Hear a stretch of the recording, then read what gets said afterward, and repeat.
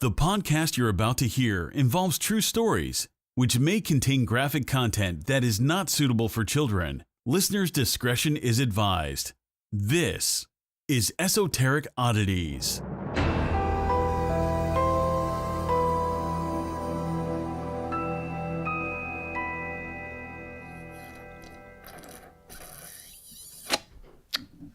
Amazing. Hi guys, What does welcome. that sound like? It sounded like you were sloppily drinking out of a can of sparkling water. It's not. It's alcohol. Oh, whoa. Let everybody know you're a Bleep party it out. girl. Oh. Go fuck yourself. Hey guys. Welcome back to Hey. episode 60, whatever this is. What is it? 60? Fuck Five. yourself? Oh. Don't be fucking rude. I feel like people are going to think we're like really hate each other. We're having a sleepover tonight. I was going to say, what does that sound? Do you hear that? Oh, you don't have... Yeah, that I hear that. Okay. You're going to need to Please hold. knock that off. Okay. Oh, knock it off. Okay. I was going to ask you if you use Waze, but you don't drive. And I honestly thank God for that. Yeah. I can't even drive a bike. I can ride a bike, but like in the city, I would die. Oh my God, I would too. Like, I don't know how people do it. They're brave. I know this girl, and she used to literally bike everywhere, like even to Chestnut Hill. Oh no. When my father has biked like 17 miles and then 17 miles back. Oh, why? Where? I don't know. Call it a Saturday A fucking afternoon. tour. What was I gonna say? Oh, I was with this dude who like lived in the city. He was a frantic ass producer. I feel like I've told this story. I feel like I'm retelling my stories, but just entertain me while I entertain you. He was sitting in the back seat. I wasn't sitting in the front seat. We were in in Kevin's car. I was in the passenger side. Oh, okay. And he was older. We were filming this. Did you guys hear that? That's the cat knocking our Christmas ornaments off of our tree. I go behind the couch and there's 6 ornaments she's hoarding behind You the knew couch. that. She did that last year. It's because you don't have the chair in front of there. My foot is so asleep. I need a second. You need to. Why do you sit on it like that? I'm not big enough. Okay, I'm gonna get back. Do you need a booster seat? I have a phone book. Just kidding. Who has a phone book? All right, I'm gonna finish telling this story. And this girl's coming on her bike, and the dude sitting in the back seat opens his door without looking. This girl hits the door, flips over the front, lands on the. Oh my God, it was horrifying. Knock it off. You're like a child, size and all. Oh my God, she's playing with my magnets on my fridge. I can hear your little cowboy boots. Ma'am, do you guys hear this? There's a troll in my kitchen. This is why we can't record on Fridays after 8 o'clock. What are you doing? I'm trying to wake my foot up. All right, guys, I think it's just you and me for the next 30 minutes. Yeah, okay. This isn't Okay. This isn't High School Musical. All right. Chicken Tinga Taco really got you, huh? Get a fucking grab. What were we even talking about? Oh, I was saying you don't drive. You don't use Waze. So I just discovered, well, I mean, I've been using Waze, but then I discovered you can report things. I mean, I knew you could report things, but I never... Like report what? Like traffic and stuff? Yeah. And like if there's a policeman Yeah, or I two. feel like it shows you. Yeah, it does, but people put them in there, and now I started doing that, and now I'm like obsessed with it. I'm like, ooh, we gotta slow down. I'm gonna moderate traffic. I'm probably fucking up the whole system. But Literally, though. apparently you get a weekly report because I just started doing it, and I got a weekly report, and it was like, you helped 330 people. Basically. Oh my God! Not all hero wears capes. I'm not all heroes wear capes. I'm done. Somewhere Balenciaga. But seriously, I'm like a fucking Mother Teresa of the highway. Yeah. Mm-hmm. Call me, beat me if you want to reach me. If you want to page me, I don't know how to work a pager. I'm not that old. I could tell this is my mic because there's makeup all over it. Oh my God, from you rubbing your face on it. Yes. That's hilarious. So I was at the gym the other day.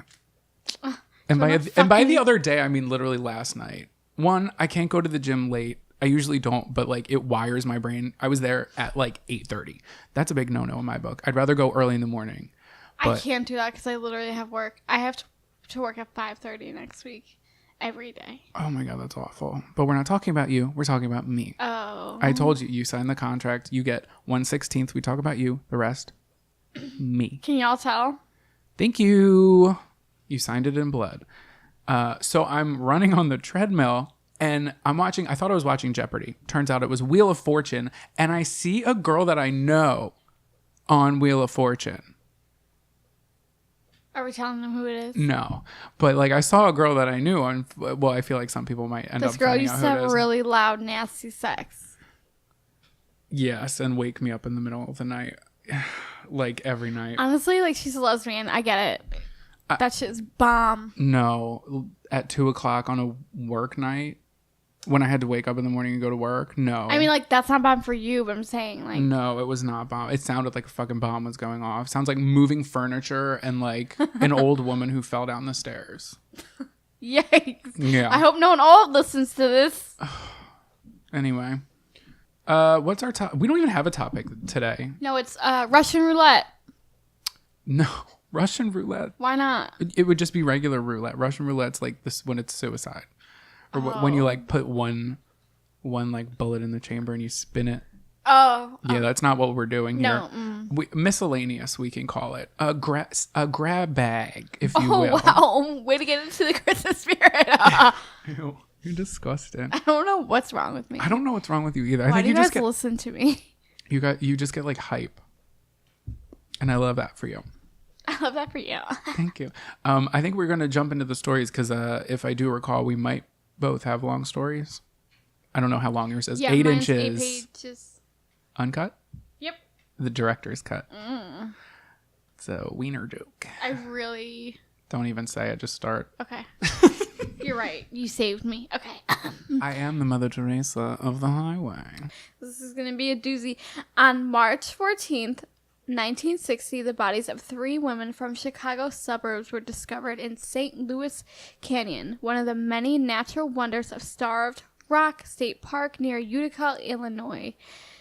The crime shocked northern Illinois and led to a manhunt that confessed a killer who has been in prison ever since. It is one of the most shocking stories to ever occur in this peaceful region. I'm from northern Illinois and I've never heard of this. Really? Yeah. Damn. Well, let's get into it. Damn. Thank you, ma'am. Starved Rock does not have a violent or bloody past. The park takes its name from a park fortress on the Illinois River, Oh, where I love a fortress. a band of...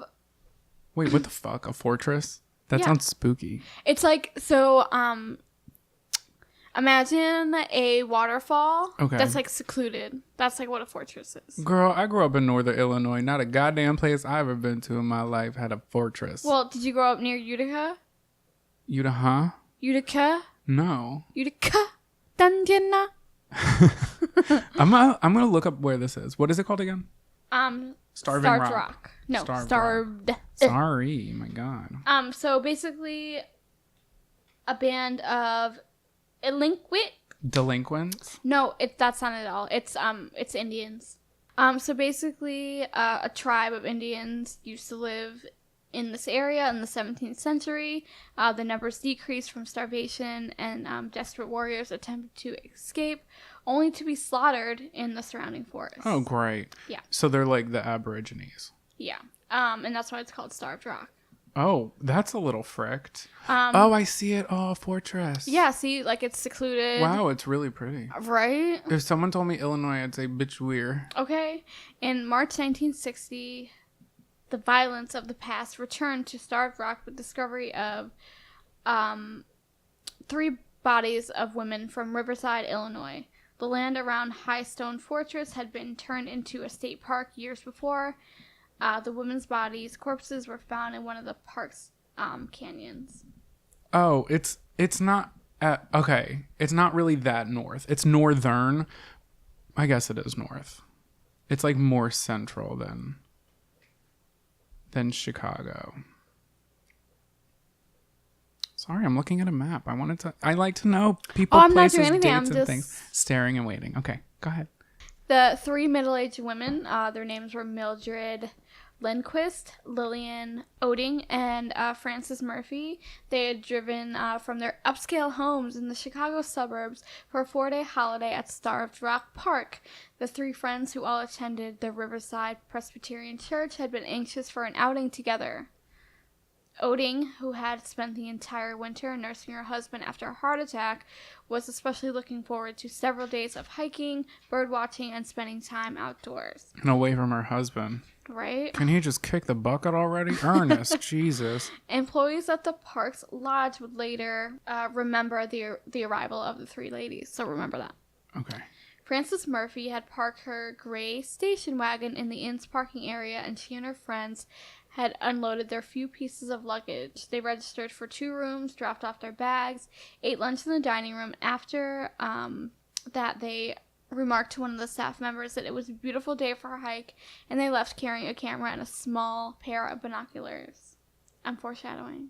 Okay, thanks. The woman walked away from the lodge wearing rubber boots. Yep.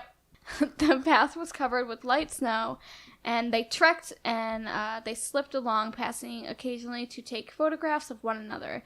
Eventually, they came to a dead end of the St. Louis Canyon, where steep rocky falls framed a frozen waterfall. The three women were only 1 mile from the lodge. Lillian Oding struggled with the controls of her friend's camera and snapped several color slides of the canyon. When she was finished, the group turned to leave. Oh my god, are they going to develop the pictures and see some shit? Just wait. The first sign that something was wrong occurred that evening when George Oding tried to call his wife at the lodge. She had promised to call him, but when she didn't, Oding ended up calling her. He was told by staff on duty at the desk that his wife was not available. She basically said that the ladies went out somewhere, and she suggested that she'd let... What am I saying? Okay. So basically the staff member told her that she wasn't available and that she'd have him or her call him in the morning. So staff member told him? Yeah. Okay, perfect. At this point, her husband wasn't concerned at all. He probably thought like, oh my god, she's forgot to call. She's probably just out doing her thing. So Tuesday morning, he called again and again and asked to speak to his wife. The employee accidentally told the man that the three women had been seen eating breakfast and were out somewhere. But they hadn't? No. It was like a mistake. She said that she saw them. Okay. I feel like that's going to fuck up a lot in the timeline later. Okay. All right. Beatrice at the front desk had one fucking job. Right. So her husband ended the call. That night, a storm hit the Illinois Valley. In St. Louis Canyon, several inches of snow covered footprints, bloodstains, and other vital pieces of information around the cold and still bodies. Wow. This just got real. The near blizzard conditions continued all night long, making the roads in the park nearly impossible to drive. George Oding called the lodge again on Wednesday morning, but his wife and her friends were not located. He mentioned checking the room, so the employee entered their bunk and found that the beds and bags were untouched. They checked the parking lot and also showed that Murphy's station wagon didn't move.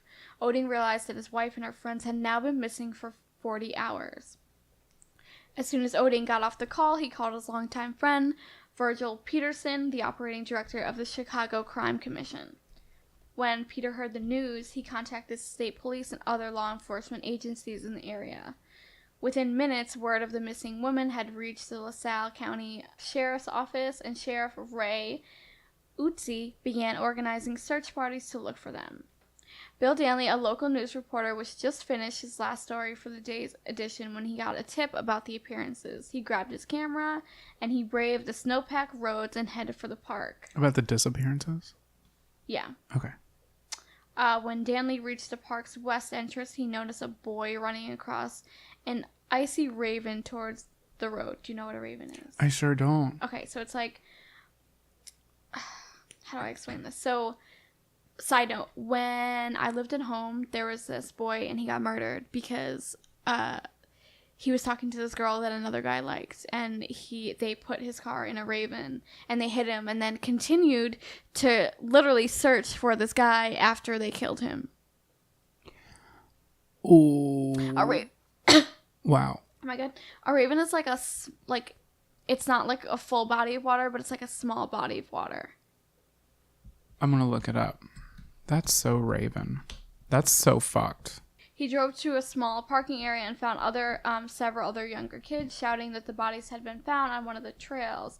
Danley recognized the boys as a member of the nearby Illinois Youth Commission. Stop saying the S on Illinois. I'm sorry. It's Illinois. okay. Don't let it happen again. Because I'm reading. We have the silent S. And if Oh, you is that a pet have peeve? that silent S, I'm going to come across the table and lap you. That was a silent S on slap. Anyway, he found the youth commission. He once led an explorer post, and he pulled them aside to a nearby storage garage for some questioning. When they told him that the bodies were found, he called the lodge where the law enforcement officials had gathered, and then called the newspaper to report the discovery. In a matter of minutes, the story was flashing across news wires around the country. So Danley was one of the people who got a first look at the body. The three mutilated women were lying side by side, partially covered with snow. They were on their backs under a small ledge where their lower clothing had been torn away and their legs spread open. Oh my God.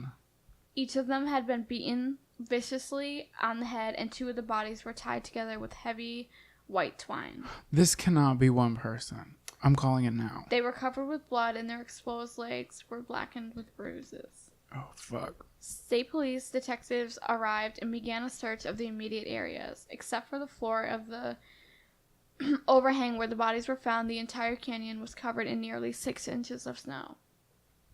Dude, when it snows there, it snows there. The killer removed the snow, so you couldn't tell that there were signs of struggle. So Did he even need to remove the snow if it snowed on top of that? Also, I don't know if they were doing the dogs back then. Well, I guess they found the fucking bodies, but if they Right. were looking for any other evidence, the it's dogs so would be the hard to best do one. Right.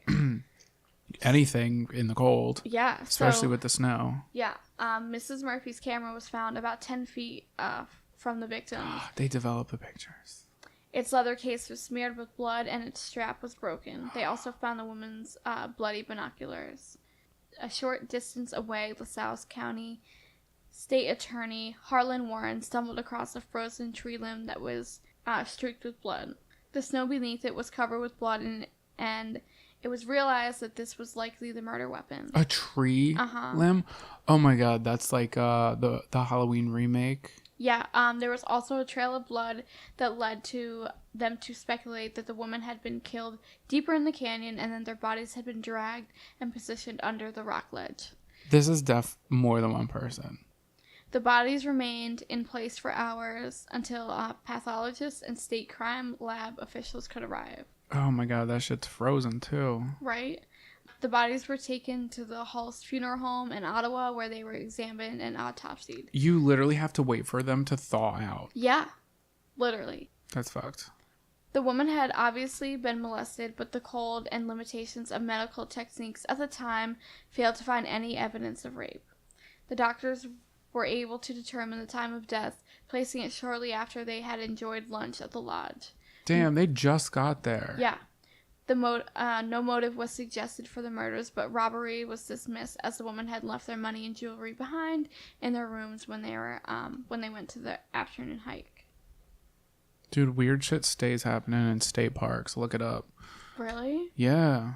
Oh shit. We should do a whole episode on that. We could do a whole people have done a whole fucking series on it. There's an entire book collection of 7 volumes. It's probably not 7, I'm being dramatic. It's kind of what I do. Really? I think my cousin Ricky has them. I'll have to see if he does. That's weird. It's either that or he told me about them. I don't know, but I'll have to look it up. But weird shit's happening in state parks. Oh, we should do that. Yeah. For our New Year's episode. Love it.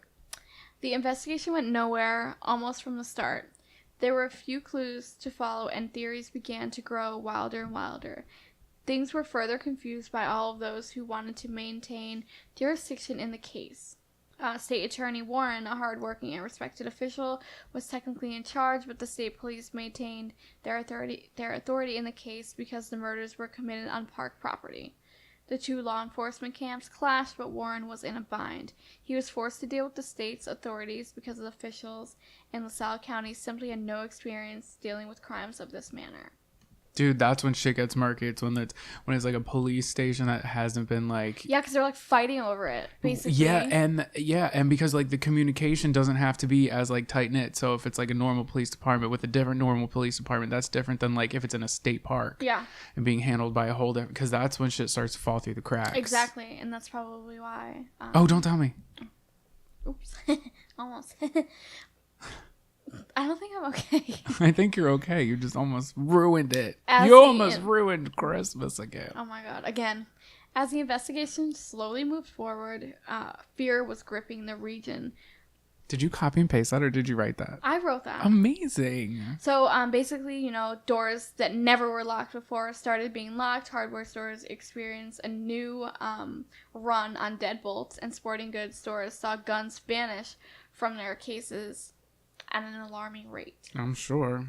The number of overnight guests at the Starved Rock Lodge dropped off to almost nothing, and some motorists went miles out of their way to avoid driving near the canyon entrance.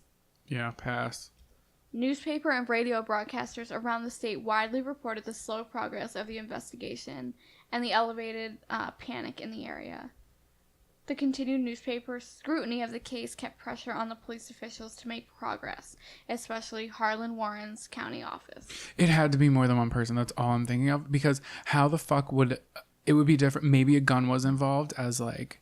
Because it's 3 women who are middle-aged. It's one person, probably a male, with a tree branch, getting them all to cooperate.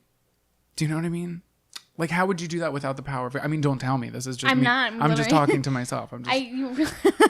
And then to drag middle-aged women who, no offense, like, aren't light. True. I mean, a body isn't light, so I'm not saying, like... So, I'm not disrespecting the dead. Is that not trying to say that. There has to be more than one person. Absolutely. Unless it's like Andre the Giant. All right, so Warren was doing everything in his power to move the investigation forward, but he had a hard time coping with the pressure, especially during election time. Also, money was becoming a problem since the investigation budget was soaring. So throughout 1960, he was under pressure to solve murders. He felt frustrated that it had taken long for the investigation. So in this, they're saying, like, in order to get money for an investigation, you have to, like, have certain, like, ideas and clues. And because he didn't, he basically, like, didn't have the money. Going literally cold. Yeah. Yeah, he even asked himself, like, what the killer could have left behind at the scene of the crime.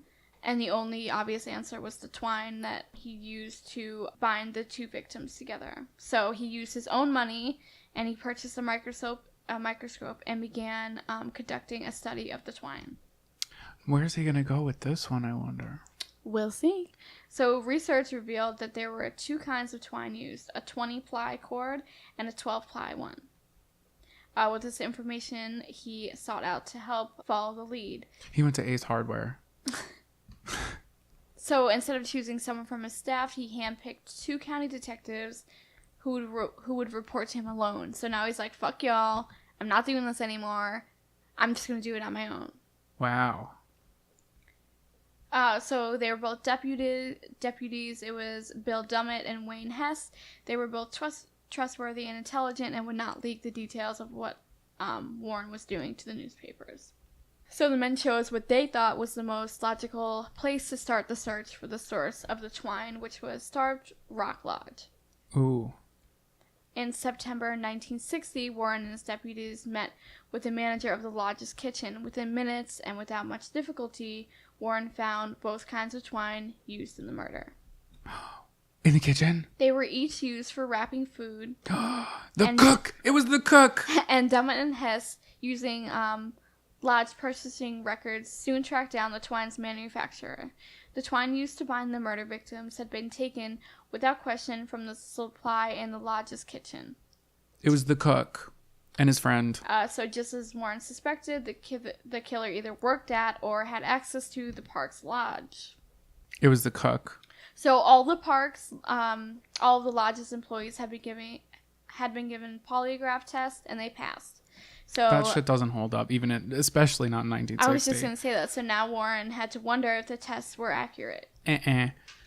What the fuck how the fuck did they even have that back in 19? Well, I guess it's probably like new. Well, I mean, they did have electroshock therapy back in the 50s. Yikes. So I feel like they definitely had that shit on lock, but it definitely does not hold up. Right? So Warren made a bold decision. He thought it was time to run some of his own tests. He hired a specialist from a prominent Chicago firm. He recalled that all of the employees who had worked during the week of the murder. One by one, they came to a small cabin located near the lodge and again submitted an exam. The first dozen or so were quickly cleared, and Warren and the deputies wondered if they might be wasting their time. It was the guy who cooked them their lunch before they went missing. So Bill Drummond brought in the former dishwasher named Chester Otto Wager, and everything changed. The dishwasher.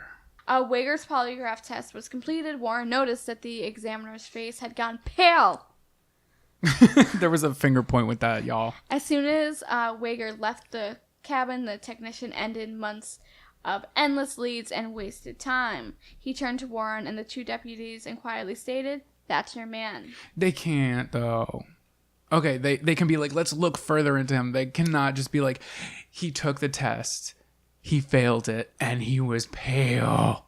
Okay, that's the guy. Let's see. Okay. I mean, it could be. I'm just saying they can't be like, that's the guy.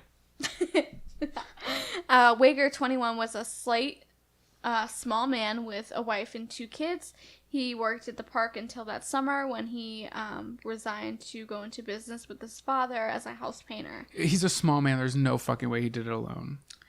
Dummett remembered the man's name from an earlier police report. He had never made much of an impression of the investigators. Warren intensified the investigation of the man, and strangely, Wager happily cooperated with him.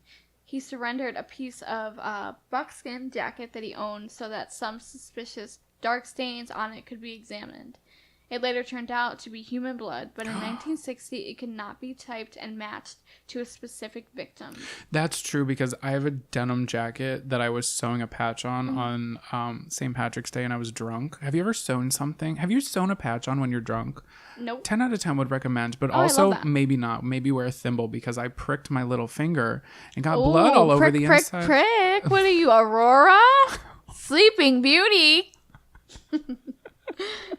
I'm calling the cops. But Call them. But yeah, there's blood on the inside of my jacket. Also, I went to a haunted house with Jess Jackson 2 years ago, and her makeup was on my arm, and it's still on the arm of that jacket. That's disgusting. That just says something about my hygiene. That just says something about my hygiene jacket, because it's denim. Did you get that? Oh, hygiene. Love it. Okay, continue, please. Warren also asked Wager to submit a further polygraph test, and again, Wager agreed. He was given an entire series of tests, and he failed all of them. Once the jacket was determined to be stained with blood, Warren put the former dishwasher under constant surveillance by the state police. Warren, along with Dummett and Wager, began checking into Wager's past and also into similar cases in the area, which might have escalated into murder. Dummett came across a reported rape and robbery that took place about a mile from Starved Rock in 1959. With Warren's approval, he approached the young female victim with a stack of mugshots. As she slowly sorted through them, she began to scream as she came across the face of Chester Wager. I knew it. It was a dishwasher. You said it was 2 people. It is. It's the cook, too. Okay. With this positive identification, Warren could have easily ordered Wager arrested, but he was forced to wait. A new problem had reared its ugly head. I know you wrote that part. Okay, language arts. Okay, language arts. With all the time and energy involved in the investigation, Warren had worked very little on his campaign for re-election. If he booked Wager on rape and murder charges before the election, defense attorneys would simply say that he had done so as a stunt to retain his job. He left Wager under surveillance, not wanting to jeopardize the case against him with the election. Confident of his record of clean gambling and prostitution out of the LaSalle County during his 8 years in office, Oh, whoa, okay. Warren let his past actions speak for themselves. So basically out of 6,000 votes in the case of the election, Warren lost by nearly 3,500. Dude, politics. Is that going to fuck up the case now? We'll see. Oh, God. Disappointed by the election results, Warren still had time in office to pursue the case against Wager. Although his evidence was not as strong as he would have liked, he obtained an arrest against Wager for the 1959 rape and ordered Hess and Dummett to pick him up. Yeah, he's just buying time now. Right.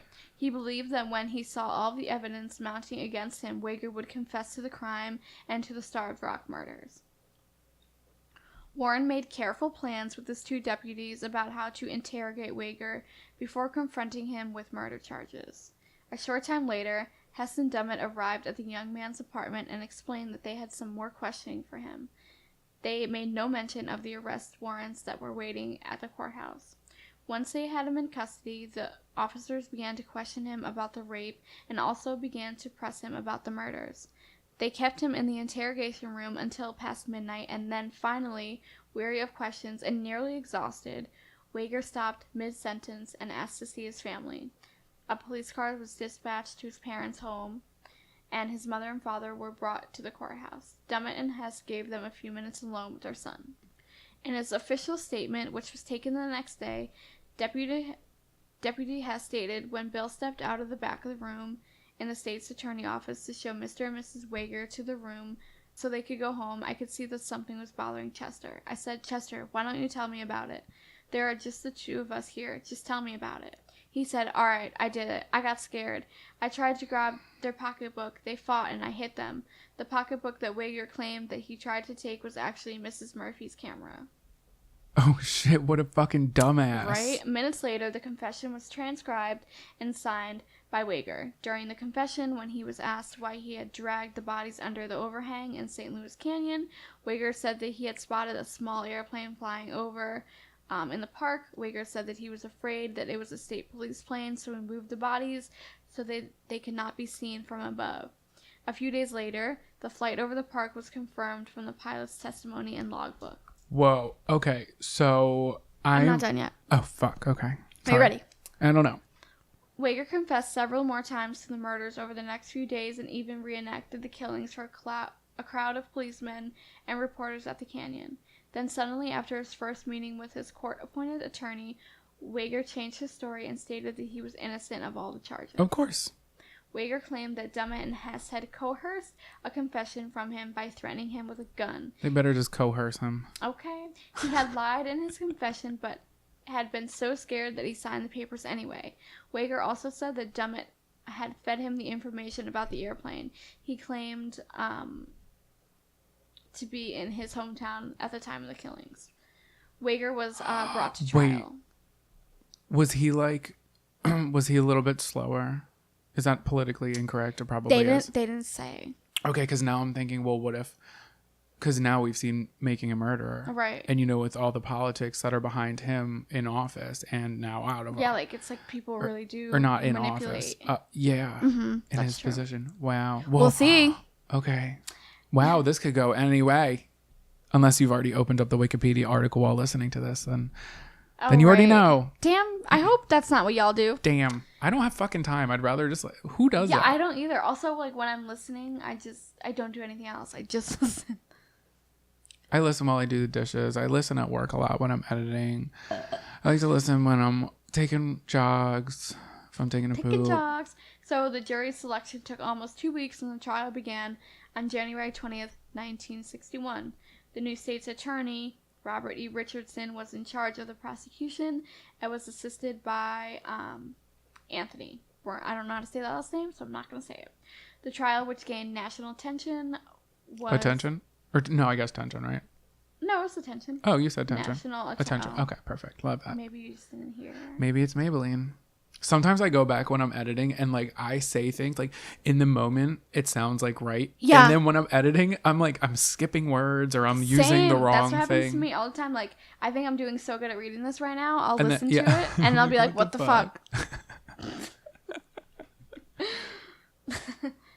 The trial, which gained national attention, was looked over by Judge Leonard Hoffman, and because of the 2 prosecutors had never tried a murder case before, he suggested that Harlan Warren be named as a special prosecutor for this case only.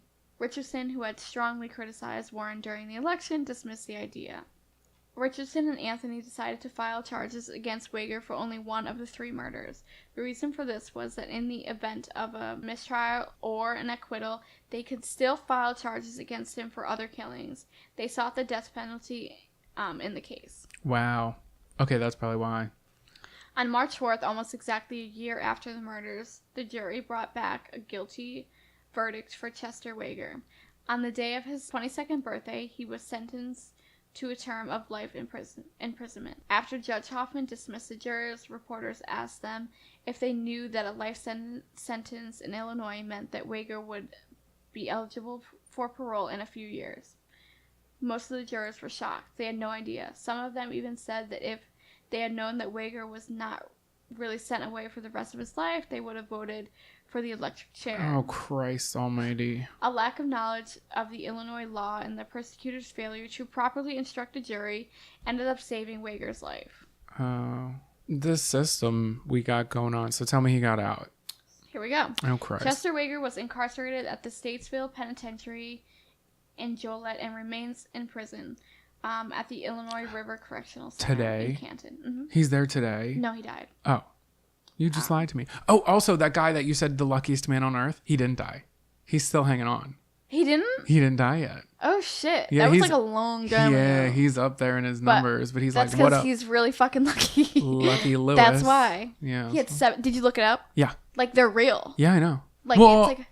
Okay, so I don't want to go off topic of this case, but I did look briefly over, because I was looking at pictures for our Instagram. Yeah. I did look briefly over his versus somebody else's story, and like someone else had things happen to them, not as many, but theirs was a lot better documented. Oh, right. So then people on web sleuths were going back and forth, and like, people it's not real because yeah. it was very like... It was a long time ago, and not a lot of it is documented, but for the most part, it's believed that a lot of that shit's true, so... Wager has been denied parole 24 times. Probably more than that. Well, this is since 1972. That's 24 fucking times of disappointment, you goddamn dumbass. Because you fucking... It was a camera. Yeah, literally. And you thought it was a wallet. And most feel that he belongs securely behind bars, which they stated the jury literally said that they would give him the electric chair if they knew. Yeah, save that fucking tax dollars. Stick a fork in the fucking garbage disposal. Okay. However, in the minds of some people, there are questions about the case that remain unanswered. So some people feel that the evidence that was used to convict Wager would not stand up in court. But I feel like... Well, the evidence that they in had... 2018, it might... Right, but I mean, I feel like this is probably what? People back then that were saying that? Or is this people now that are saying that? It was back then. Yeah. The evidence that was brought to court was what? His confession. Yeah. The lie detector. The lie detector test. The fact that he had access to the rope in the back. Right? Yeah, and then his confession. And the blood and the human blood that didn't match anybody that was on his jacket. And his confession. And his confession, right. But to me, that's not like... I don't think that's reasonable doubt. Because then, like that, I have a little flag that's in the back. Like, I'm not... It's funny because on here I have some people questioned how a small, slight man like Wager could have overpowered three middle-aged women and then moved their bodies by himself to leave them hidden under a rock. That's what I'm saying is... Especially if he had a... Like, what power did he have over them that if he didn't have a gun with him and there was nobody else there and he was small? How would he have gotten all of them to cooperate? Have time to tie 2 of them up while the other one, like, let's just say, let's just say the one woman was killed first and then the 2 other ones are alive and he's going to tie them to a tree. First off, why is he going to tie them to a tree so they don't tell anybody? But while he's tying them to the tree, don't you think like they saw what he's capable of? So why don't they just run in opposite directions? Do you know what I mean? Yeah. Like that doesn't really make sense to me. Well, another belief was that Wager's innocence point to a deathbed confession that occurred from 1982 to 1983. How are you going to have a deathbed confession happen over the course of a year? How long are you dying for? I feel like this man's a liar. Who? Wager. Okay. So a Chicago police sergeant named Mark Gibson submitted an affidavit in 2006 that recounted the confession. It was being used in court to support a motion for a new DNA test in the Starved Rock murder case.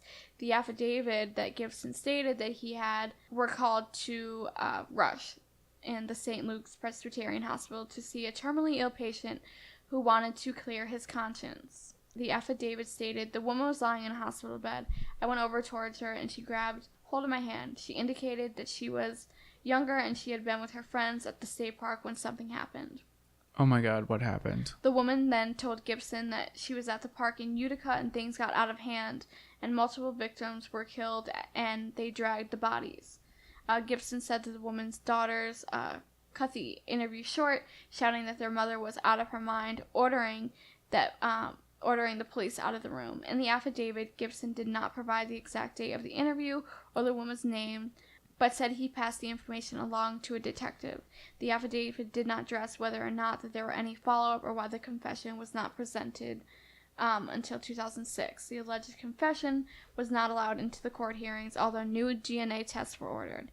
However, they failed to clear Wager of anything because the samples had been corrupted over the years. So to this day, Chester Wager continues to maintain that he was framed for the murders by deputies Dummett and Hess. And that's the story of the Starved Rock murders. I don't know how to feel.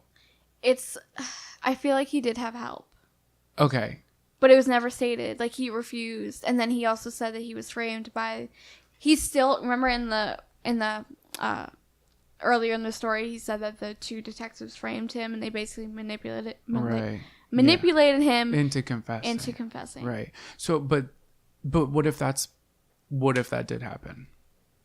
I'm not taking his side. I'm literally just looking at this objectively. Yeah, I mean, like, it could have possibly happened, but who killed the women? That's what I'm saying, but okay. Like, let's, fuck someone to blame. But it literally could be anybody. It is very possible that it could be somebody that we're not even looking at. It could be somebody who's not even in the picture. Because why would a dishwasher who's working there... Did it say how far along the trail they were? Because my thing is, I don't know. Unless there was, maybe there was something, mentally wrong with him.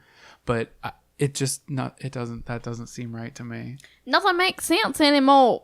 Something about three grown because I was calling it from the beginning that it was a more short than one person. Man, and you were like, no, yeah, don't want no short dick man. And the woman in the hospital was like, I saw something. Okay, well, you know what? Also, I don't know how valuable, yeah, we don't really know this woman. Well, also, I've seen firsthand my grandmother, God rest her soul, when she was, passing away, in her last days, she kept asking about the twins, and, we don't really have twins in our family, so we just think she was getting confused with, old memories that didn't, make sense, that were just coming to the forefront. We don't really know, but I don't know, though, because when, my grandfather when he was passing away, he was in the nursing home that I worked at, and he kept calling me, Maddie, which was my mother's grandmother. That's what I'm saying is when people are on their deathbed and they start saying things, it doesn't mean that it's right or it's true. So I don't know if there's any validity behind that. I think it should be further investigated. Clearly they have her name, they didn't release it, but I feel like that should be further investigated. See if she was even in the area at that time. But dude, I don't know. But I don't know because she said multiple victims were killed and they dragged the bodies. So where was the other ones? Oh, I guess the three of them. Yeah. Yeah. But I'm thinking multiple, a handful. But that could have been she knew about the case. That's true. That could have been just her brain. Yeah. That's true. Okay. I don't know. I don't know how I feel about that. That was a really good story. You did fantastic. Honestly, but I don't, now you've got me all confuzzled. Yeah, so it's kind of unsolved, but not. I don't know. Something rubs me the wrong way about. I feel like even if it was him, we're not getting the full story. Yeah, definitely not. Because if the two policemen were coercing him to do it, was because they wanted to get the fucking case done and over with. Also, remember Warren was in the election, so I feel like that's he what I'm needed saying. Something to Right, but yeah. So that's when shit gets weird and murky. Because he spent his own money and all that stuff, and I feel like he just wanted someone behind bars and have his name. Well, I don't know if that's true, but I'm just saying that that's plausible that he wanted somebody behind bars and his name attached to the person definitely being put away. Politics. What are you going to do? Wow. Okay. Woo. I'm going to be thinking about that a lot. Starved Rock Mattis. That was really good. I'd never heard of that before. Those poor women, like, damn, they just were like trying to go on their little staycation Right? with Like the girls. that poor woman had to take care of her husband, and now. And for what? Shit. They say things happen for a reason, but sometimes I'm like, what the fuck was that reason? Yeah, no. What the fuck was that reason? Yeah, no. I'm going to crack a brewski really quick. That's the second one. Little ASMR for you guys. Part 2. All right. So this is my case. This was actually on an episode of True Crime with Aphrodite Jones, who I may or may not have a heterosexual crush on. Woo. Beautiful woman, beautiful woman. So do you know who Megan Hauserman is? No. Okay. So Megan Hauserman was a former Playboy model. On February 6th, 2006, Hauserman was named the Playboy Cybergirl of the Week. After that, she was pretty successful as a reality TV star. She was a winning contestant on the 3rd season of Beauty and the Geek. Do you remember that show? Yeah, I do. I don't think I ever watched it, but I do remember it. Did they give the makeovers? I don't remember exactly what. Because I know it was like really pretty girls with like kind of nerdy guys. That was like the. I think they did challenges as like participating as couples. So I think they worked together to get shit done. I don't know though. I could look it up, but I'm not going to do that. She was also a contestant on the 2nd season of VH1's Rock of Love with Bret Michaels. Dude, what a great time of reality TV. Really quick. True. I love reality TV. I know. I love quote unquote trash TV. But like back in the day, like Newlyweds, remember that with Jessica and Nick? Yeah. It's like tuna, chicken of the sea. She's like, I know it's chicken of the sea, but like, is it tuna? Or like, is it fish? Whatever she said. Famous line. But that show, one, they had an unhealthy relationship. Holy shit. Because I recently went back and watched that like this past summer. Isn't it so crazy? Like like my eyes are open to so much shit now that I'm like older and I'm like kind of woke to that like toxic shit. And I'm like, this is not okay. Yeah. Well, I don't know if their relationship was toxic. I just don't think it worked together. They didn't work out at all. I feel like he wanted different things. She was about other stuff. Like their values weren't the same. Also, the reality TV back then, the whole show was like nothing was really glitz and glammy. Like they lived in a nice house, but like sometimes their house was like trashed. Okay, I'm seeing that most of the people that have nice houses are like they always have fucking trashy ass houses. They have like when you watch his shit on YouTube, his house looks like fucking trash. Oh no, I'm gonna have to bleep that out. It's huge, but like there's like a fucking vacuum cleaner like in the middle of the floor. I'm like, are you good? Girl, look around. I have that Christmas thing? It should be on the wall. That's fine. It's in somewhere. You don't have a fucking vacuum in the middle of your floor. I do in the basement. Have you been down there? That's a basement. Oh my it's God. Storage. That's where our studio is. We just haven't been down in the studio in like a month now. No, because we're moving. Oh, please edit that out. Okay. Wait, what was I saying? Oh, but old reality TV was like, dude, they literally a whole episode was just them in like Home Depot, and that's what the whole thing was about. Or them like on a couch. Yeah, or like the Osbournes. Oh my God. I want to watch that shit again. Sharon! Oh, speaking of Sharon, Megan was a contestant on VH1's I Love Money, which was a reality show where 17 former contestants of Rock of Love, Flavor of Love, and I Love New York. Oh my God, I remember that. I love so good. So they were all competing for $250,000 cash prize. Okay, so listen to this. Fucking money. So I love that. So on that show, in the first episode, Megan was asked what she would do if she got the money in the competition, and she said she wanted to help mentally challenged dogs. Okay, I thought that was going somewhere. Nope, it's just mentally challenged dogs. But then you said dogs, and it was like, meow. Yeah. So she ended up quitting the show. Weird flex, but okay. And then in 2008, Megan Hauserman was a contestant on VH1's Rock of Love Charm School, which was hosted by Sharon Osbourne. Oh. For those of y'all who don't know, it was a reality show where 14 former Rock of Love contestants, okay, this is what it says, quote, must learn to abandon their improper old ways and develop proper etiquette in order to compete for $100,000 Charm School and the title Charm School Queen. With Monique. Megan came in 10th place. Oh, So there's that. And then, baby, even though she didn't do well in that show, she was made for reality TV. And guess what happened? She got her very own show called Megan Wants a Millionaire. Megan wants love, Megan wants money to live a life of milk and honey with a man who takes her there. A gentleman extraordinaire. Megan wants a millionaire. And what Megan wants, Megan gets. Love that. So in the show, Megan Wants a Millionaire, 17 young bachelors competed for life with the ex-house bunny. And the fun twist is that each of the bachelors had a net worth of $1 million or more. That's not enough. Are you kidding me? I'd be like, hey, what's up? And a reality show? Frick yeah. Oh, okay. And you know, Debatable. she's already got money. That's true. It makes for good TV. So in the first episode, one by one, each of the 17 men shake her hand and they introduce themselves. And it's always so fucking cringy because it's in front of a camera for the first time. It's like The Bachelor. Yeah. Yeah. Yeah. Sometimes those are really cringe. Yeah. Those are really cringe. Yeah. So sporting a hot pink button up under a black suit and tie, contestant Ryan Jenkins introduces himself, saying, "I'm a little bit of a Prince Charming, a little bit of a bad boy." So Ryan Jenkins, he was 32 years old and a real estate developer from Calgary, Canada.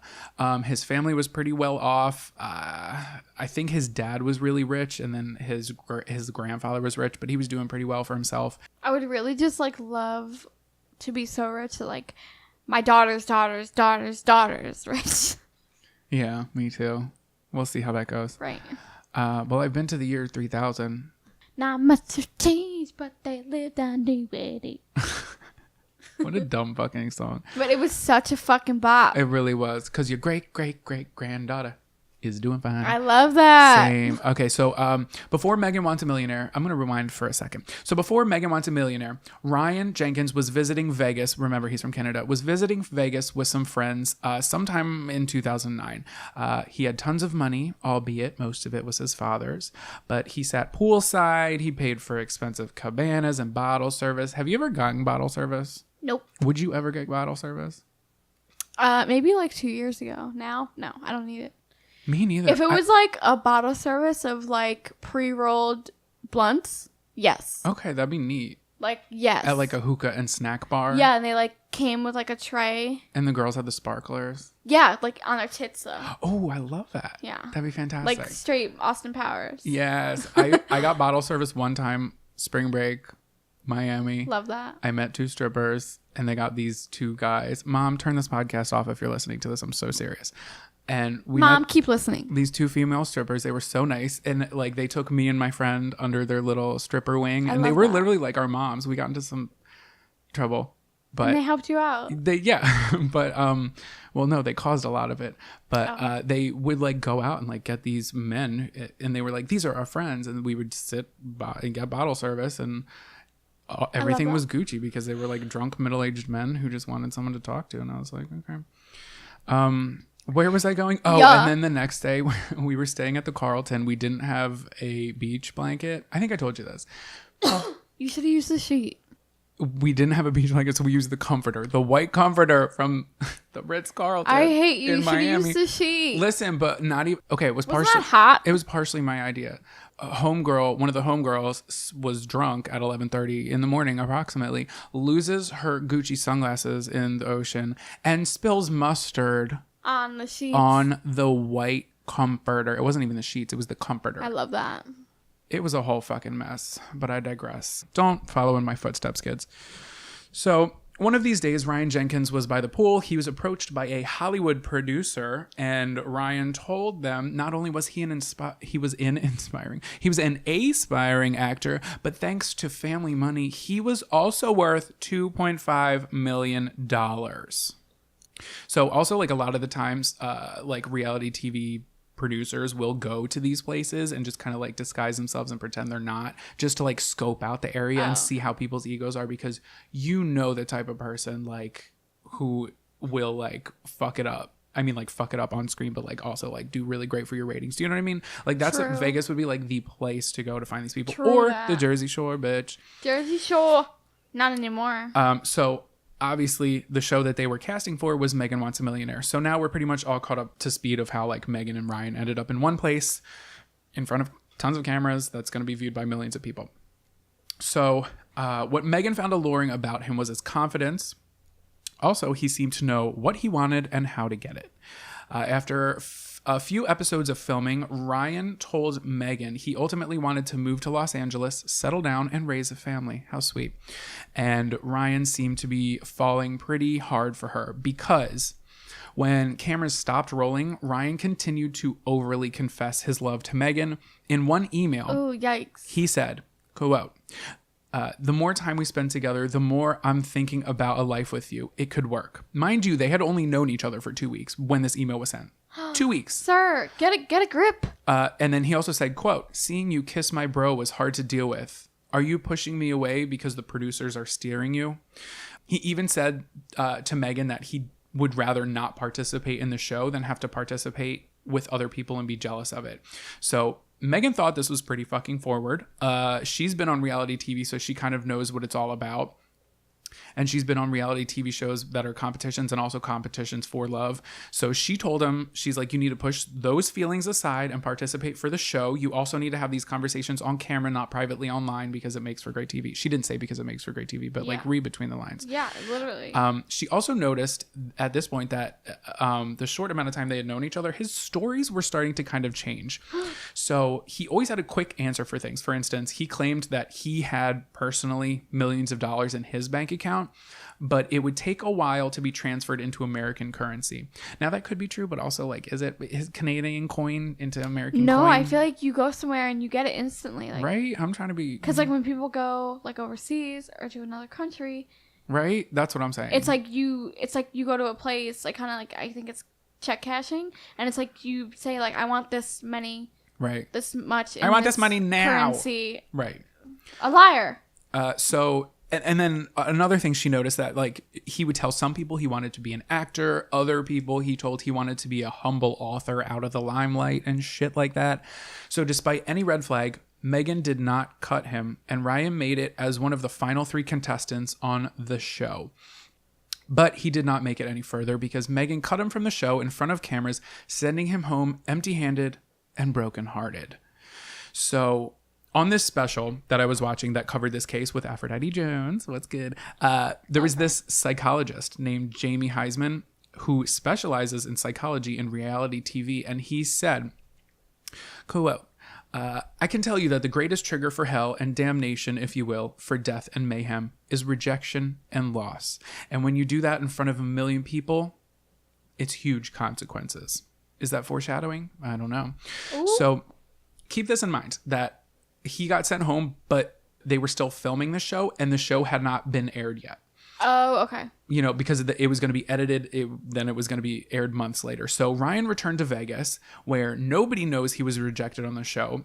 And contractually, the contestants were not allowed to actually talk about the show until it airs or after it airs. So, like, you can't really talk about who won or anything like that. So Aphrodite Jones then makes a point to say that Ryan was now branded as a millionaire who had been on a television show, because he could tell people that he had been on a reality television show. So he's like, yeah, I have money. I've been on a TV show. I can't talk he does about this it. To everyone. No, because he really was on a reality TV show. That's true, but I feel like he's a liar. So obviously that boosts his reputation when he goes out on the Vegas Strip to meet girls, and then that in turn boosts his ego. So one day while at a bar, he met a woman named Jasmine Fiore. So Jasmine grew up in Northern California, and despite her glam girl exterior, she came from humble beginnings. Her family wasn't poor, but they didn't have like too much money. Right. She began horse riding at one of her friend's house and fell in love with it. Weren't we just talking about horse riding? What were we talking about? Oh, my friend's horse. Yeah. Did you ever ride a horse? Yeah, I got thrown off one. I don't know how old I was. It must have been like 5, but I landed on my face. Oh no, girl. I used to go to the stable and I would ride these horses, and there was this one horse. His name was Oki. I will show you. I'm going to put a picture of him on our The horse Instagram. I was on was Strawberry. I love that. Strawberry, that's so cute. No, because my dad told me that he got killed because he threw me off. It's your fault. Why would you say that to me? I'm kidding. It's taking me my whole life to forgive myself. Back to the trauma. So I had Oki, and I was like little when I was riding this dude, and I remember he was a fucking dick. He would like, if for some reason when we would walk around, he would walk really close to the horse in front of him and start eating their tail. So I would have to pull back on the reins and pull back on the reins and pull back on the reins. And there was one time when like it wasn't a competition, but it was like a showcase. Yeah. And like my uncles came from out of state to come see me. Well, they didn't come just to see me, but they were in town when it was going on, so they came to see me. And okay. Whose turn is it? It's me and Oki. Here comes Jonathan Carson and his horse Oki. And guess what this horse does? Stops and starts pissing. Do you know what it's like to sit on a horse that pees? They stop walking. They stand there and pee. It sounds like you're spraying gallons of water with your thumb over a hose. No way. And I felt like everyone was watching me pee. I was so mortified. It's kind of funny in retrospect, but then he had like a sensitive hoof, and when we were done riding him, I had to brush him, and I had to like scrape Did he kick his you paws. in the face? Yes. I would sneak him crab apples. I love that. Crabopples. Because we weren't allowed to feed him when the trainer wasn't there, but I did it anyway, and he fucking kicked me in the head. Okay, sorry. This episode was going on too long without me talking about myself. Back to our regularly programmed program. Okay. Is that how that goes? Back to our regularly programmed? No, regularly scheduled program. Yeah, there you go. That's right. I went to fucking film school. So as an adult, Jasmine wanted to reinvent herself. Oh, that's right. That's who we're talking about. So she got herself a hot body. She got breast implants. And at age 25, she moved to Vegas where she... Wait, did she afford it all because of Weirdo guy? Ryan? Yeah. This is before she met him. Oh. I'm giving you her past, and then I'm gonna bring us back up to speed. Got it. So she hasn't even gotten to Vegas yet. So as an adult, wanted to reinvent herself. She got a hot body. She went to the gym. Then she got breast implants. And at age 25, she moved to Vegas where she was a card dealer at the Playboy Club. Isn't it crazy how much money porn makes? Playboy has their own Casino. They're out here Basically. making nipples and dimes. Speaking of which, Jasmine also became a model and actress. She was actually one of those actresses in like the sex hotlines. Have you ever seen those commercials, shit, yeah. the old ones? Yeah, she was like one of those in like the early 2000s where you see the hot models, and like when you think you're going to call and you're going to talk to one of them, but in reality, like they're just actresses, and you call and it's that makes probably sense. like a middle-aged woman who's just like talking dirty into a microphone while like flipping through a Burlington Coat Factory That reminds me. catalog. Y'all should watch For a Good Time Call. That's such a good movie. It's not such a good it's a cute movie. It's funny. I chuckled. It's I not think it's great. good. I thought it was a very entertaining movie, and I chuckled, and I would watch it again. So I guess I thought it was good too, didn't I? Yeah. That's what good is. I'm just trying to be pretentious. I'm a film kid. What can I say? I put my pinky up when I drink my beers. Look. Oh, this? A Miller Lite. Oh, this old thing? Yeah. So then I believe she became a sugar baby, perhaps an escort. I'm not really sure. I love that for her. It kind of hinted at things, but it wasn't like outright about it. And I'm just over here like, show me the Carfax. I get that. So please be transparent. One night in March 2009, Jasmine was out at a bar when she caught the eye of Ryan Jenkins. So now this is where we're at. Oh, Ryan. So now when they're meeting, he had already been on Megan Wants a Millionaire. And got and kicked off. he's hot shit, but the show had not been aired yet. Right. So they're meeting for the first time. So they hit it off. They have drinks. Ryan told her he was on a reality show and he was worth millions. And guess what happened? She started to date him. 48 hours later, Jasmine Fiore and Ryan Jenkins stood at the altar at the Little White Wedding Chapel She said, I want to get married. and married. So now on the special I watched, another psychologist who studied reality TV stars. How do I get that? I want to do that. I wouldn't mind that. You want to be a psychologist for reality stars. Yeah. Okay. Well, you need your PhD. I like your sweater. You look like Charlie Brown.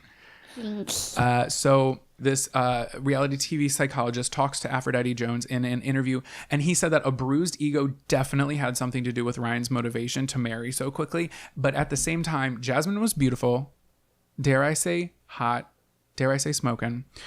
She had herself a nice white Morcedes. Come on down and buy yourself a Morcedes. Would you guys like to come on down and buy yourself a nice white Mercedes? Actually a Mercedes. No, They it's call a it Morcedes. It's like a fake. Oh yeah, but it like looks like the logo. That is so funny. Oh my god, I'd be sorry. I'd be like, you bamboozled me, but I'm also a fucking idiot. I'm like, I'm fucking poor, so give me the Mercedes. I'll take it, okay? I think we just found the title for this episode. And other men like lusted over her. So Aphrodite Jones said, "Oh, I love when she talks. She just like makes noises with her mouth. It's crazy." So she said she was the object that he was going to use to fill the void in himself. She has other great quotes. They get better than that, I promise. Here's another quote. Ooh, that one snuck up on me right there. Oh my God. She literally, like, I was thinking about it today. She looks like and she talks like this woman, Lisa from Sales that I work with. Oh, shit. It's crazy. Is Lisa from Sales hot? Yeah. Damn, I've never heard you talk about any, like, good-looking person at your job. Yeah. So she says this, and this is Aphrodite Jones, not Lisa from Sales. So she said, Ryan and Jasmine both wanted a life of wealth, leisure, and perhaps fame. And they relied on their looks primarily to get that. It was a perfect match, but not necessarily a perfect marriage. Ooh. God damn, someone give her a pen and paper. She's an author. Why did I say that? That's what she does. Ooh, well, here you go. But things seemed to work out for them. Remember, Ryan was Canadian. So Ryan, whose visa was expiring, was now able to stay in the US. And Jasmine was promised lots of money from this millionaire boyfriend who was on a reality TV show. Then after they had been married for like a week, Ryan started filming videos of himself and Jasmine doing fun, expensive looking excursions. He began posting these videos on his MySpace. Throwback. And dear fucking God, it looked like he filmed it on a fucking toaster.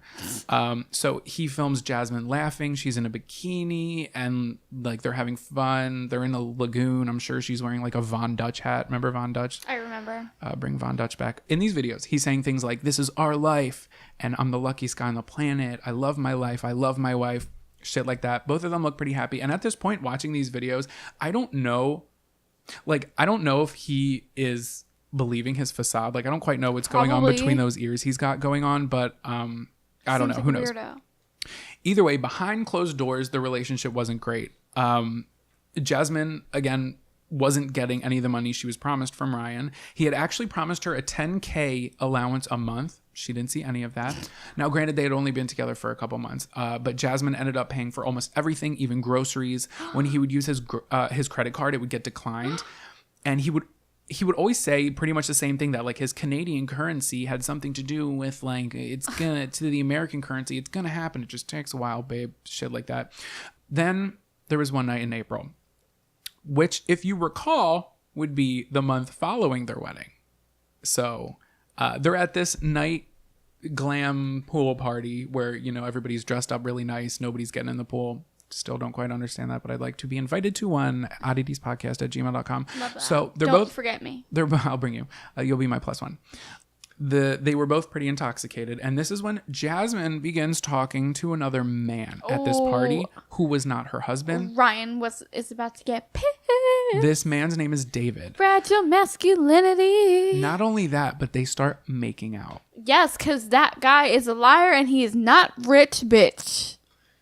So Ryan sees it. He's obviously pissed. She's playing tonsil hockey with this dude who's probably wearing an ascot. That's just a detail I put in my head.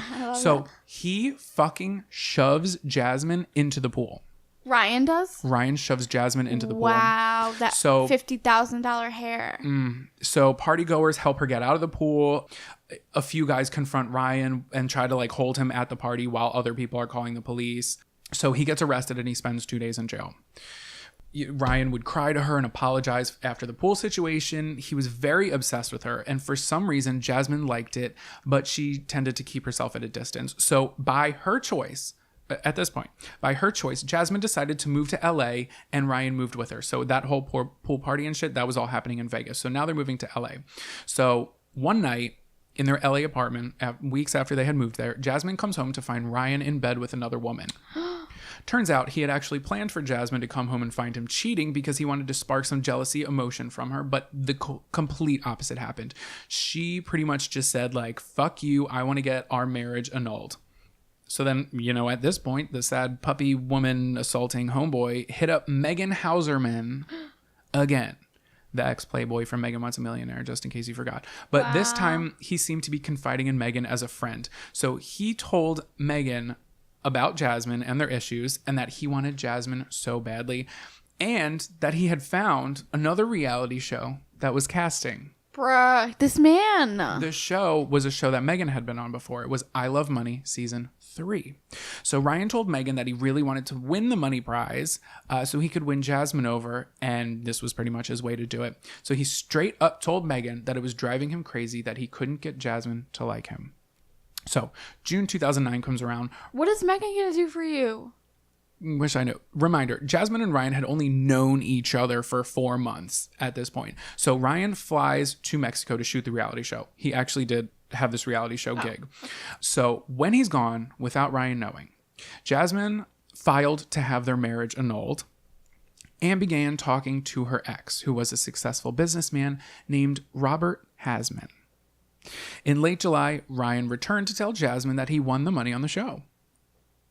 Now, season 3 of I Love Money never aired, so we don't really know if he was telling the truth. However, Aphrodite Jones comes in clutch with those resources, and she says that he did, in fact, win the competition and the money. Wow.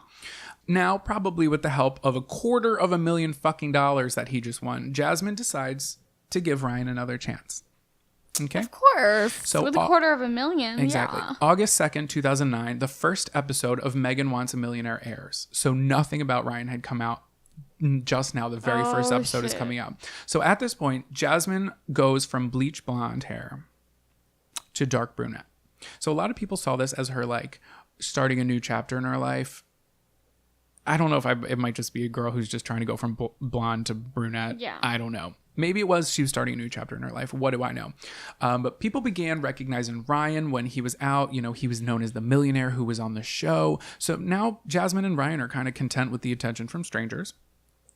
So there's this dude, for some reason, they call Sex Toy Dave. Yeah, so they call him Sex Toy Dave. And he was on Megan Wants a Millionaire. And he got to know Ryan quite well. And they continued to be friends. And at this point, they were still friends. Now, this was only a couple months later, but they were friends. And, Ryan introduced Sex Toy, what was it? Sex Toy Dave. Big Dick Dave, whatever. Sure. They introduced them and they go out to dinner. And Ryan and Jasmine just started making out mid-sentence, like 5 different times in one sitting, while everyone else is just kind of sitting awkwardly and listening to like that mouth sound that you make. That's me and my girlfriend. That's so awkward. So August 13th, the couple checked into the Del Mar Hotel in California. And 2 days later, Ryan wakes up and Jasmine is not in her bed. So he texts Jasmine's friends to see if they had seen or heard from her, saying he can't get a hold of her and he's really worried, but he thinks she might be playing games and maybe she left to prove a point to him or something. But nobody had seen or heard from Jasmine. So he continues searching for her, and by 9 o'clock that night, he files a missing persons report with the LAPD. So the following morning on August 16th, police get a call. A man had found a suitcase in a dumpster behind an apartment complex in Buena Park, which is 30 miles south of LA. When the man smelled something awful, he peeked inside the suitcase that was in the dumpster, and there was a body, mutilated and twisted in the fetal position.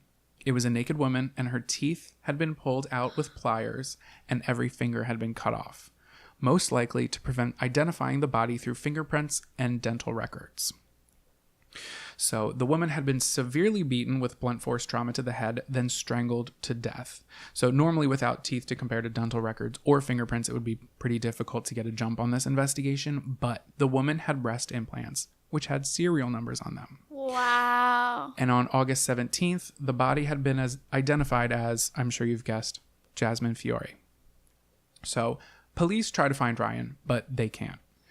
3 days later, in Hope, British Columbia, police find Ryan in a motel room, dead.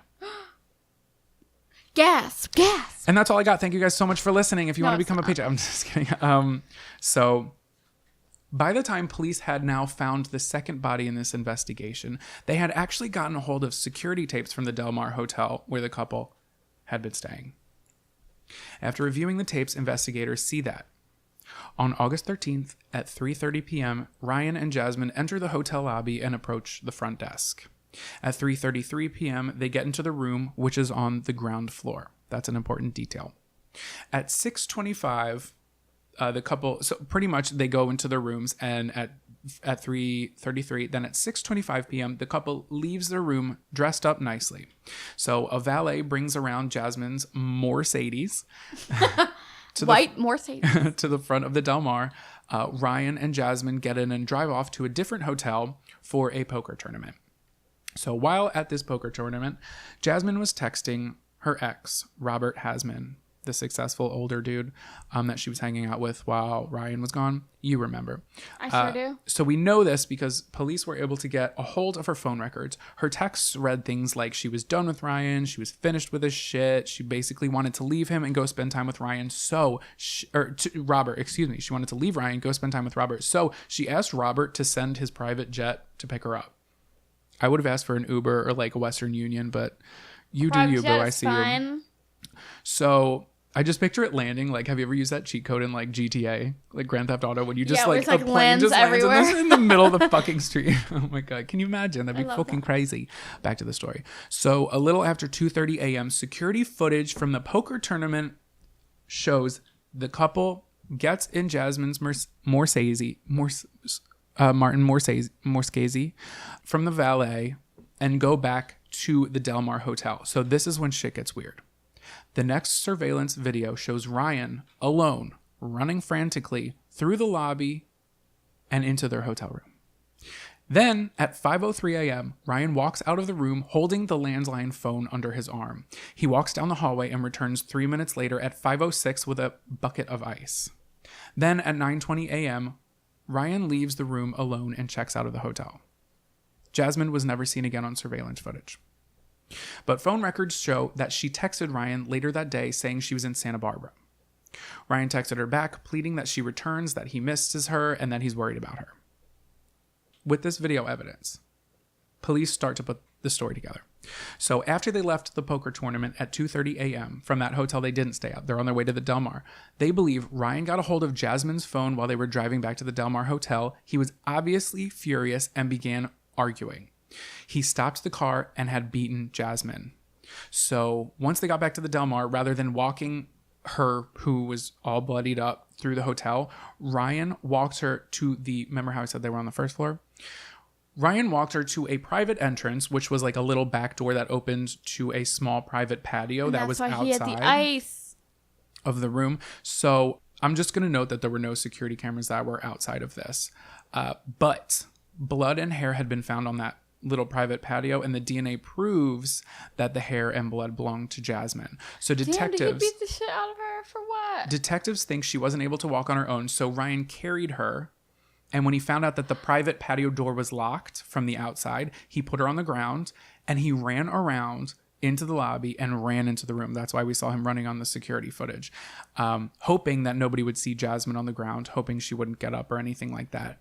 And watching the footage back and like knowing what the fuck's going on it's so creepy. Yeah. It creeps me out. It's so fucking creepy. I hate that shit. So at this point, he opens the private patio door from inside the hotel room after running. He brings Jasmine inside, and at 5:03 a.m., he walks down the hallway with the landline hotel phone, which suggested to detectives that Jasmine was alive in the room, and he didn't want her to make a phone call. Yes. So he brought the phone with him. At 5:06, he brings the bucket of ice back to the room. Detectives believe at this time Jasmine and Ryan talked for about an hour and a half as he iced whatever injuries he had given her. So Ryan most likely apologized and pleaded with her, told her not to tell the cops, and Jasmine probably either said she was going to call the cops or she attempted to call the cops. And this is when Ryan snapped and strangled her to death.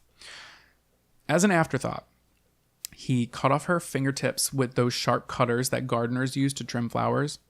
Don't know where he got that. And he used pliers to pull out every single tooth in her mouth. Ah, my teeth hurt. At 6:24 a.m., Ryan leaves the room carrying everything he had in the suitcase, but without the suitcase. So he just has armfuls of crap that was in the suitcase. Then he returns to the room, stuffed Jasmine's naked body inside the suitcase, then took the suitcase with Jasmine's body out the private patio door, brought it to his car. And detectives say that Ryan most likely intended on and then he came back into the room and then he left by himself to check out of the hotel.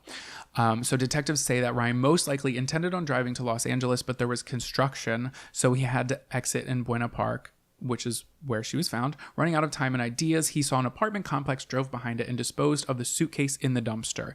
He made it back to LA a few hours later, and he hid Jasmine's car in a rarely used parking lot just a mile away from his apartment. At 6:41 p.m., Ryan sends text messages to Jasmine's friends asking if they had seen her or heard. Psychopath. So he's playing the part of the worried husband. So he beat her up because he probably found that she was texting her ex. Yeah. Yes. A little bit later, he actually texts from her cell phone. He's got her cell phone. He texts, "I'm in Santa Barbara. I'm going to be late. Go have dinner without me. I'm getting my nails done." He is a psycho. So then he's texting from his phone back to hers, but those texts didn't send from Santa Barbara. She was already dead in a dumpster. Ryan was just creating his alibi. Yeah. So then Ryan reported Jasmine missing, then fled town. So the morning of August 17th, when Jasmine's body was found, the police had called Ryan and said that they wanted to talk to him. I didn't tell you this little detail before. It's storytelling, baby. Don't blame me. Don't hit the player. I just want to talk. So he said he couldn't because he was on his way to Canada because his visa was going to expire. But guess fucking what? That wasn't true because they were still married. Their marriage was never annulled. So his visa didn't matter. Oh. Yeah, the annulment never went through. So police put out an APB, which is an all points bulletin. My ass looked this up. It's basically a broadcast that's issued from any American or Canadian law enforcement agency to personnel, to other law enforcement agencies, blah, blah, blah. Typically, they're just like, hey, keep a lookout for this guy. We're really suspicious of him. Don't let him cross the border from America to get into Canada. Okay? So Ryan actually made it to Canada, possibly before the police were issued the APB, but we don't know. He checked into a motel and hung himself with his belt. Days later, when the police found Jasmine's car, inside it had blood spatter, and they called it pretty much a crime scene in itself. So detectives also found that when he got a background check to be on Megan Wants a Millionaire, that reality TV show that everyone loves so much, some producers missed some shit. No. On July 5th, 2005, Ryan assaulted and inflicted bodily harm to his girlfriend at the time, and he was convicted in 2007. The details of that case I do not know, but he was convicted in 2007. So the police then find a suicide note on Ryan's computer in a document titled "My Last Will and Testament." So in this, it says, "My heart and love for her was pure and powerful. It took over every thought and action. It inspired me. It drove me, and it brought out the very best in me." Did it? I merely wanted to love someone.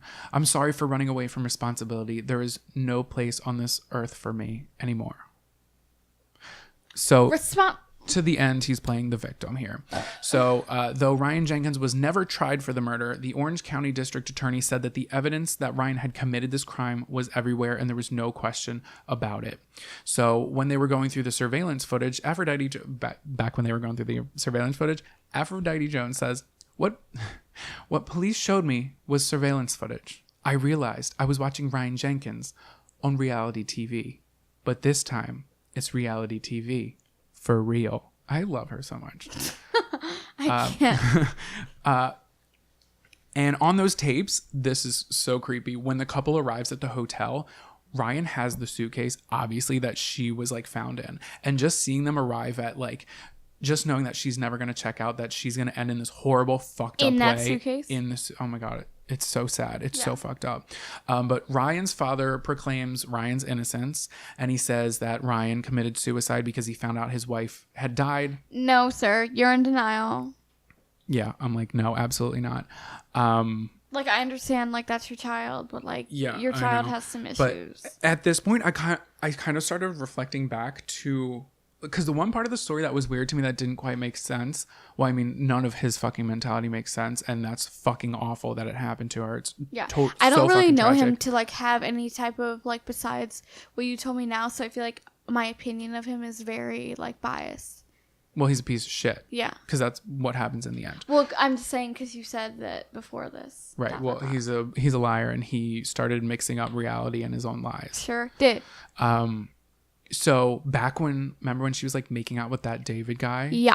So what if she was doing that to like try to get him to leave her because she couldn't get out of the relationship? True. Cry for help. True. I don't know, but like we will never fucking know, and it's fucking sad. Did he just like use his hands in the car? She wasn't murdered in the car. I know. Oh yeah, he like beat her in the car. He was drunk. He was driving, and yeah, he pulled the car. Yeah, we don't know exactly what happened because we never will. Right. The only thing we have is the evidence that she was beaten there, and the blood that's on the back patio, and her hair that's on the back patio. Yeah. And the fact that he brought the phone out. He strangled her in the hotel room. Yeah.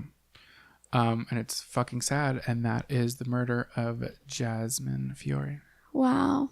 And it's so sad because obviously she didn't deserve that. And even if you look up Megan Hauserman, the two pictures that come up, it's like in one picture, it's Jasmine's photo, right, like her glam photo, right next to Ryan's like mugshot from when he got arrested for shoving her in the pool. So like I hate that. I hate that those photos are fucking together because they didn't even know each other for a year when this happened. They knew each other for a couple months. Like, how did shit go so bad so quick? I'll tell you. Psychopathic tendencies, sociopathic tendencies, and fragile masculinity. Yeah. I said that in the beginning.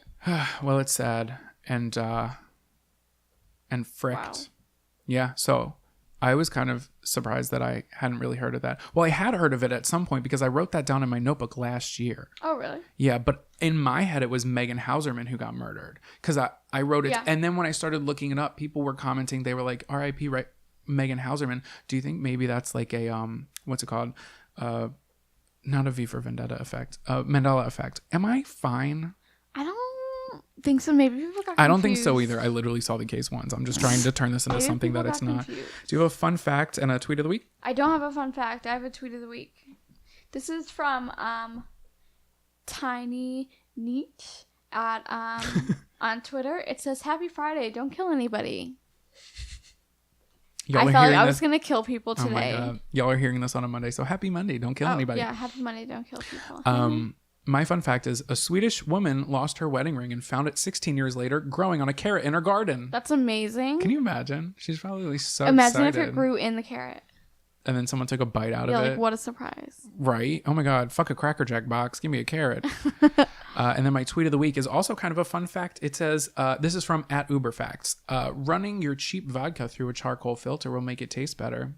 What do you think we're doing tonight, baby? Oh. And yeah, that's all we got for you guys today. Thank you for listening. You know the spiel, where to find us. But if you don't, that's at Instagram at Oddities or at Esoteric Oddities. On Twitter, we are Esoteric Oddity, ODDITIE. Send us an email, odditiespodcast@gmail.com. If And you guys, Patreon. patreon.com Please help us. We're poor. patreon.com/esoteric oddities. It really helps us out a lot. Any small amount will do. And we've got Like $1, a penny, any of it, we'll take it. a nickel for your thought. And thank you guys for those Patreons who are supporting us. And you've got some new content coming to you V soon. Thank you guys for listening. Yeah, thanks. Love you. Bye. Bye.